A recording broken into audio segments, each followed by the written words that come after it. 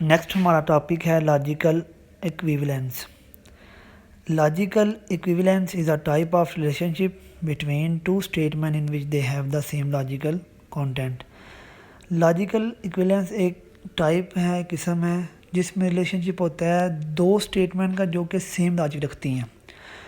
मिसाल के तौर पे घरों में चूल्हा जलाया जाता है आग जलाने के लिए, ठीक है, उससे भी हमें आग मिल रही है।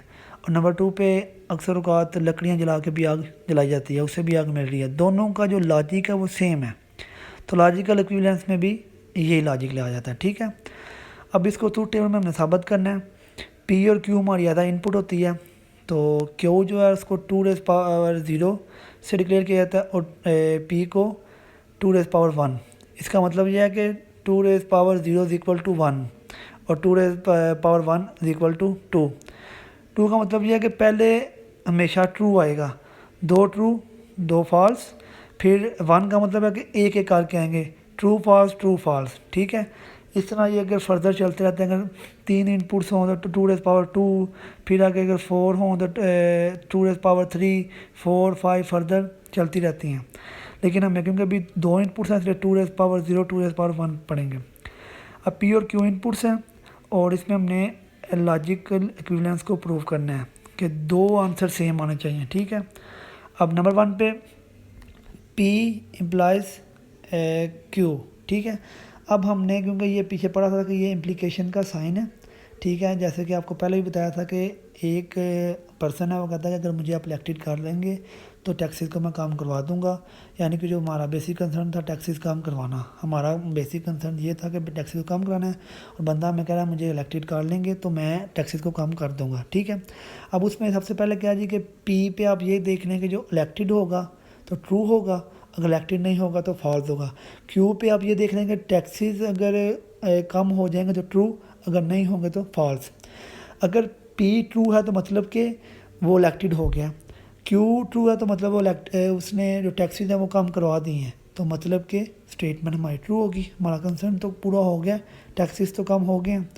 अब पी पे वो इलेक्टेड हो गया लेकिन क्यू फॉल्स है, यानी कि वो टैक्सेस जो हैं वो कम नहीं हुए, तो क्योंकि हमारा जो कंसर्न है वो पूरा नहीं हुआ, तो इसलिए हमारी स्टेटमेंट जो हमारा हमें आउटपुट मिलेगी वो फॉल्स मिलेगी, क्योंकि हमें जो चाहिए था वो नहीं फुलफ़िल हुआ। नंबर 3 पे है कि अगर वो इलेक्टेड तो नहीं हुआ, फॉल्स, लेकिन क्यू पे ये है कि ट्रू, यानी कि वो टैक्सेस उसने कम करवा दिए हैं, हो गए हैं, क्योंकि हमारा कंसर्न पूरा होगा तो इसलिए आंसर ट्रू आ गया। ये हम तीसरा कॉलम पढ़ रहे हैं। लास्ट पे ये है कि पी भी फॉल्स है और क्यू भी फॉल्स है, यानी कि ना वो इलेक्टेड हुआ ना उसने टैक्सेस कम किया, ना हमारा कंसर्न पूरा हुआ, तो क्योंकि कुछ काम हुआ ही नहीं तो फिर भी स्टेटमेंट ट्रू ही होती है। आगे नंबर 4 कॉलम पे देखें तो निशान है नॉट का और साथ पी है, कि जो पी है उस पर नॉट ऑपरेटर लगाना है पहले नंबर पे। नॉट ऑपरेटर का काम होगा पता है कि वो रिवर्स कर देता है वैल्यू, पीछे पड़ा है, तो पी पहली जो वैल्यू है वो ट्रू है तो नॉट पी पे फॉल्स हो जाएगी, फिर पी की वैल्यू ट्रू है नॉट पी पे फॉल्स हो जाएगी, फिर पी की वैल्यू थर्ड पे फॉल्स है नॉट पी पे ट्रू हो जाएगी, और लास्ट पे पी की वैल्यू फॉल्स है तो नॉट ऑपरेटर पे ट्रू हो जाएगी। लास्ट पे अब नॉट पी और नंबर 2 पे लिखा हुआ ये साइन है और ऑपरेटर का, और क्यू पे, मतलब कि पी और नॉट पी और क्यू पे और ऑपरेटर लगाएं। और ऑपरेटर क्या कहता है, बेसिकली देखा जाए तो और ऑपरेटर का काम होता है प्लस करना, ठीक है। देख लेंगे ट्रू जो है वो 1 को कंसीडर करता है और फॉल्स 0 करता है। 1 और 0 जमा होंगे तो 1 नहीं आएगा, बस 0 और 0 जब जमा होंगे तो 0 आएगा। आपके जहन में ये भी सवाल आया कि 1 और 1 जब जमा होता है 2 आता है, लेकिन क्योंकि ये हम बाइनरी पढ़ रहे हैं तो बाइनरी में हमेशा 0 1 की फॉर्म होती है, 1 और 1 को भी कंसर्न 1 किया जाता है। इस लास्ट पे अब देखना है हमने कि नॉट पी पे और ऑपरेटर लगा के क्यू के साथ हमने इसे अप्लाई करना है। देखें नॉट पी की पहली वैल्यू फॉल्स है और क्यू ऑपरेटर की वैल्यू ट्रू है, क्योंकि एक वैल्यू भी ट्रू हो तो आंसर ट्रू होगा। देख लें नंबर 2 पे क्यू पे वैल्यू फॉल्स है, नॉट पी भी वैल्यू फॉल्स है, दोनों फॉल्स हैं तो हमारा आंसर फॉल्स आ गया। नंबर 3 पे देखें कि क्यू की वैल्यू ट्रू है और नॉट पी की वैल्यू ट्रू है, दोनों की वैल्यू ट्रू है, एक की भी हो या दोनों की हो तो हमारा आंसर ट्रू आएगा। और लास्ट पे देखें क्यू की वैल्यू फॉल्स है और नॉट पी की वैल्यू ट्रू है तो हमारा आंसर भी ट्रू आ जाएगा। ये लॉजिकल इक्विवेलेंस था। अब देखेंगे जो पी इम्प्लीकेशन क्यू और नॉट पी ऑपरेटर क्यू का आंसर सेम है, यानी कि दोनों के लॉजिक सेम आए हैं। ये इसका बेसिकली लॉजिकल इक्विवेलेंस का काम होता है। ठीक है, उम्मीद है इतनी आपको समझ आ गई होगी।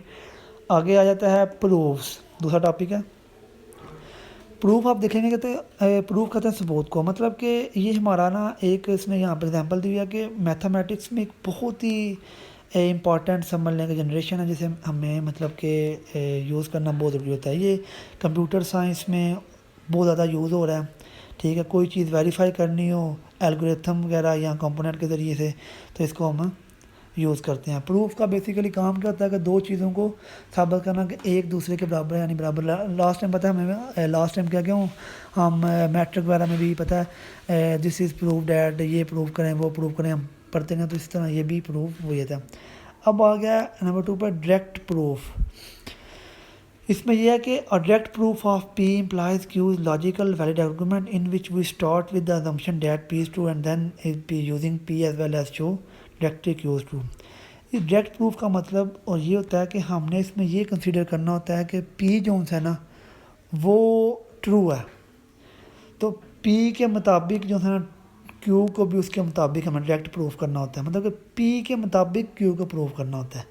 हमारा P तो है ही ट्रू है, P की एक वैल्यू हम कंसीडर कर लेंगे और Q को उसके मुताबिक प्रूफ कर लेंगे।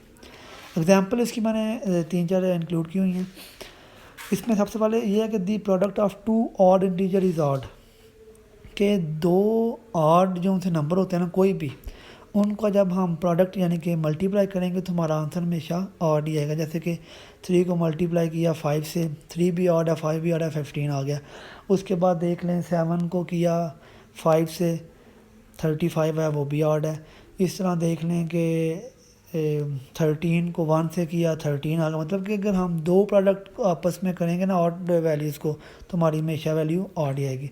उसके बाद नंबर 2 पे the product of 2 even integer is even, मतलब कि जब हम 2 इवन नंबर को जब आपस में मल्टीप्लाई करेंगे तो हमारा हमेशा आंसर इवन ही आएगा। जैसे कि 2 बार 4, 4 2 बार 8, 2 से को देख लें, मतलब कि 4 से दिया 6 से दिया 12 आ जाएगा। मतलब कि हमारे जो भी हम देखेंगे कि 2 इवन इंटीजर को जब आपस में मल्टीप्लाई करेंगे तो हमारा आंसर